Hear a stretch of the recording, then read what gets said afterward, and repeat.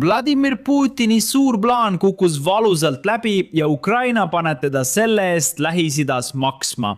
Venemaa üritas takistada USA'l Kiievit abistamast, šantažeerides Washingtoni ja andes Iraanile salaja USA sõjaväebaaside täpsed satelliidikoordinaadid. Putin jättis kahe silma vahele, et Ukraina on 4 aastat täiustanud relva Venemaa toetatud droonide hävitamiseks.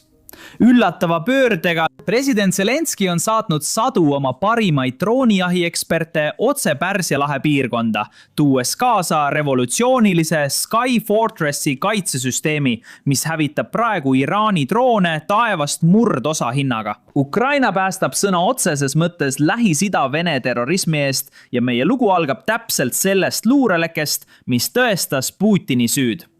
Zelenski teatas, et Ukrainal on tõendeid Venemaa luureandmete andmise kohta Iraanile, sealhulgas USA sõjaliste objektide asukohtade kohta. Kuulake! Luureandmetega. On üha rohkem tõendeid selle kohta, et venelased jätkavad Iraani režiimile luuretoe pakkumist. See on selgelt hävitav tegevus ja see tuleb peatada, kuna see viib ainult edasise destabiliseerumiseni.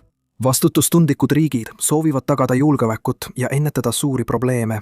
Turud reageerivad negatiivselt, muutes kütuseolukorra paljudes riikides keerulisemaks.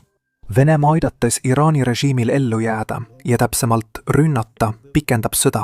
Sellele tuleb reageerida. USA meedia on sellest teabest teatanud alates Iraani sõja esimesest nädalast. Paljud arvasid, et 6 USA sõjaväelast, kes hukkusid esimesel päeval, kuna Venemaa edastas nende asukoha Iraanile. See küsimus esitati erisaadik Steve Witkoffile, kes praegu peab Venemaaga läbirääkimisi Ukraina sõja lõpetamiseks. Tema vastus, tundub, et ta usub natuke liiga palju Vene valesid. Kuulake ise.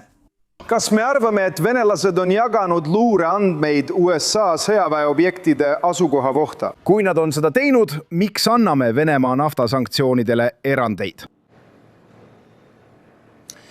Ma ei ole luureametnik, seega ei saa öelda. Ma võin teile öelda, et eile presidendiga peetud kõnes ütlesid venelased, et nad ei ole jaganud. Nii nad ütlesidki. Me võime neid uskuda, aga nad ütlesid seda.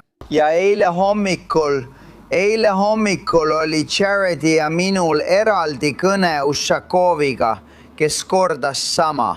Nii et... See on pigem luureinimeste küsimus, loodame, et nad ei jaga seda. Rõõmustan, et Vitkov usaldab Putinit. Ei saa ju öelda, et Putin poleks varem korduvalt otse Vitkovile näkku valetanud. Politico teatas nüüd, et Moskva pakub USA-le vastastikust tehingut. Kremli soovib lõpetada luureandmete jagamise Iraaniga, sealhulgas täpsete koordinaatide edastamise, kui Washington lõpetab Ukraina varustamise Venemaa kohta käiva luureinfoga. Õnneks on USA selle ettepaneku tagasi lükanud. Kuigi USA enam ei anna Ukrainale tasuta relvi, on USA luurel jätkuvalt tähtis roll Ukraina kaitses. See aitab Ukraina droonidel ja rakettidel vältida Vene õhutõrjet, rünnates rafineerimistehaseid ja Venemaa baase sügaval Venemaal. Ukraina vaatenurgast on USA luure hindamatu väärtusega ja Venemaa vaatenurgast on see tohutu probleem. Siin on täpselt näha, kui võimas see luure on. Venemaa soovis, et USA lõpetaks selle abi. Peagi tuli uudis, et Ukraina ründas Venemaa suurimat naftasadam Peterburi lähedal. See sadam arvati olevat Ukraina haardeulatusest väljas. Nüüd survestab Venemaa Iraani lõpetama vaenutegevust ja liikuma diplomaatilise lahenduse poole.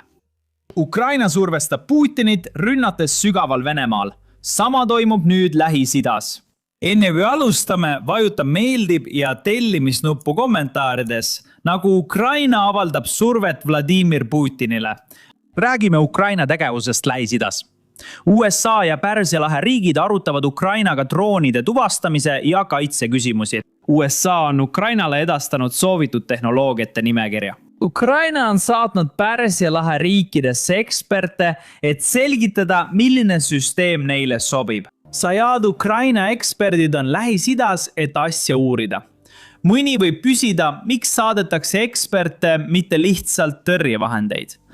Näete, asi on selles, et Ukraina pole loonud vaid tõrjevahendeid, vaid terve süsteemi nimega Sky Fortress. Ja see süsteem on tõesti väärtuslik. Enne kui ma selgitan, kuidas see töötab, lubage mul hajutada üks väärarusaam selle kohta, kuidas USA praegu nende Iraani droonidega võitleb. Paljud väidavad, et USA kasutab $4 miljoni väärtuses Patriot rakette $50 000 maksumusega Shahedi drooni vastu. Kuid see pole tõsi. Selle ümberlükkamisega tuli tegelikult välja keskväe juhatuse ülem admiral Brad Cooper ise, mitte lihtsalt mõni Twitteri kasutaja. Ta tunnistas, et jah, mõned aastad tagasi, kui droonid alles hakkasid massiliselt sõjanduses kasutust leidma, kasutas USA tõepoolest miljoneid dollareid maksvaid kalleid püüdurrakette droonide alla tulistamiseks. Aga tänapäeval see enam nii ei ole. USA-l on nüüd $10 000 maksvad relvad Iraani droonide. Hind $30 000, $100 000 alla tulistamiseks. USA leidis tõusa viisi droonide alla tulistamiseks. Nüüd seisneb küsimus lahenduse laiendamises, et ükski Iraani droon ei pääseks läbi. See on katvuse probleem. Saudi Araabia-sugused riigid on nii suured, et kõiki nurki pole võimalik kaitsta. Mõnikord kasutatakse viimase abinõuna Patriot rakette, kui droon läbi pääseb, ja see on mõistlik. Kui $50 000 Iraani droon läheneb miljardeid dollareid maksvale rafineerimistehasele, pole kahju kasutada kallist raketi kaitseks. Nii USA toimibki. Patriot raketid pole esimene kaitseliin odavate droonide vastu, vaid viimane abinõu, kui muu ebaõnnestub. Aga tead mis? USA-l on odavamaid võimalusi, kuid ukrainlased on veel odavamad. Siin tulebki mängu Ukraina, kes pole võidelnud vaid Shahedi droonidega. Nad on nendega võidelnud rohkem kui ükski teine riik. Venemaa saadab igal ööl sadu või isegi tuhandeid droone korraga. Ja Ukraina on ehitanud süsteemi nimega Sky Fortress. Aastate jooksul on see süsteem palju muutunud, et olla tõhusam. Kõik algas mobiiltelefonidest. Need kinnitati postidele ja tõsteti kõrgele taevasse. Mobiiltelefonide mikrofonid kuulasid droonide hääli üle kogu riigi, eriti Venemaaga piirneval idaalal. Ukraina relvajõudude raporti järgi on üle 15 000 akustilise anduri paigutatud üle kogu Ukraina. Kui üks neist kuuleb drooni, saadab see andmed peakorterisse. Peakorteris olevad inimesed määravad asukoha, tuvastavad liikumise suuna ja edastavad info maapealsetele üksustele. Maapealsetel inimestel on erinevad vahendid droonide allatoomiseks. Siin tulebki mängu Ukraina mitmekihiline õhutõrje. Mõned inimesed tasutavad ettevõtte nimega Wild Hornet välja töötatud püüdureid.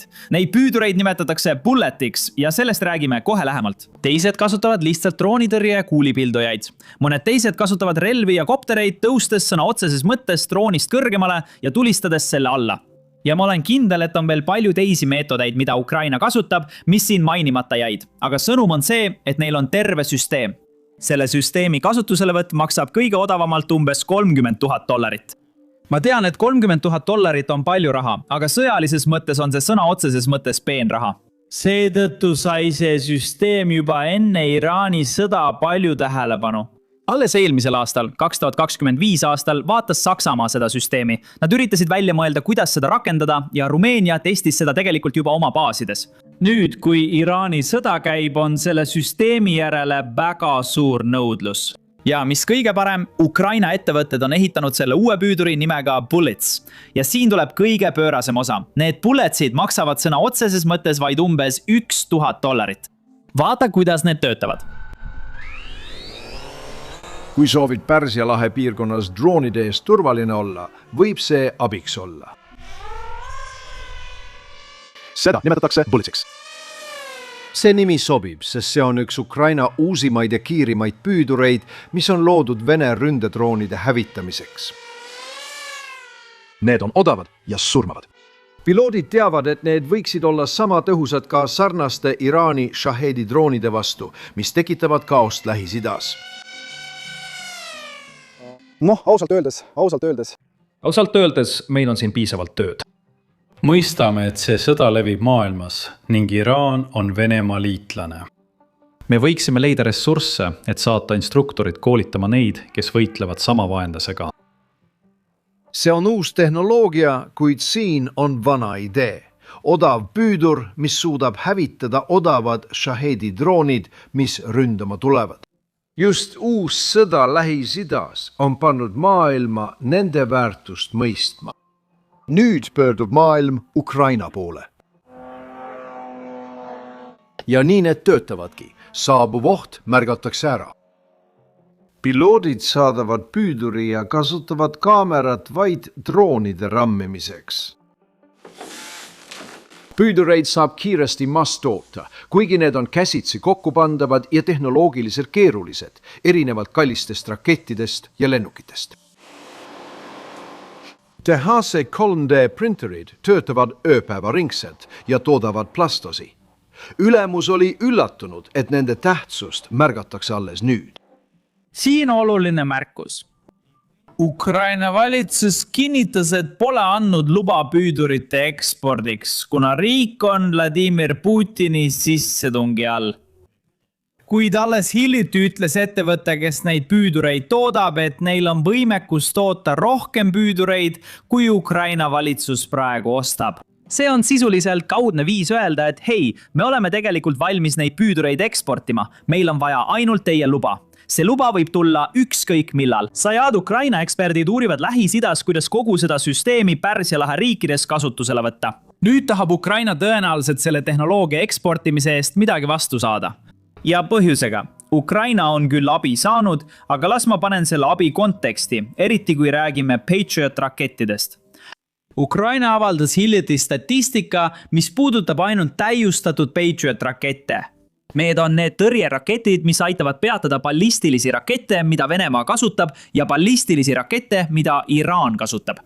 Oluline on meeles pidada, et Ukraina on 4 aastat Venemaa ballistiliste rakettide vastu võidelnud, kuid saanud vaid umbes 600 Patriot raketti.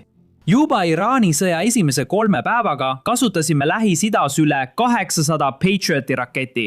On arusaadav, et USA tahab oma Patrioti rakettide varu kasutada Lähis-Idas USA sõjaväelaste kaitseks. Selle statistika jagamise eesmärk on näidata, et Ukrainaste abistamine ei kata nende vajadusi piisavalt. Ukrainal on nüüd midagi, mida maailm soovib. Nad loodavad saada Patrioti rakette või muid vahendeid Vene ballistiliste rakettide tõrjumiseks. Ja vastutasuks annavad nad maailmale selle droonisüsteemi, mille nad on välja töötanud. Kuid oluline osa selle süsteemi juures ei ole ainult süsteem ise, vaid ka see, kuidas see töötab. On droonipiloodid ja inimesed, kes edastavad infot maapealsetele üksustele, see nõuab tõesti väljaõpet. Kuna sõda käib Lähis-Idas ja Pärsia lahe riigid vajavad tehnoloogiat kiiresti, ei pruugi nad väljaõpet endale lubada, sest see võtab aega, kuid lahendust on vaja kohe. Samas suutis Ukraina sellega sõja ajal välja mõelda. See kogemus võib aidata droonipilootide ja teiste vajalike inimeste kiiret koolitamist Pärsia lahe riikides. Ainult aeg näitab, kuid siiski teeb Ukraina oma tööd maailma kaitsmisel Vene ja Iraani terrorismi eest.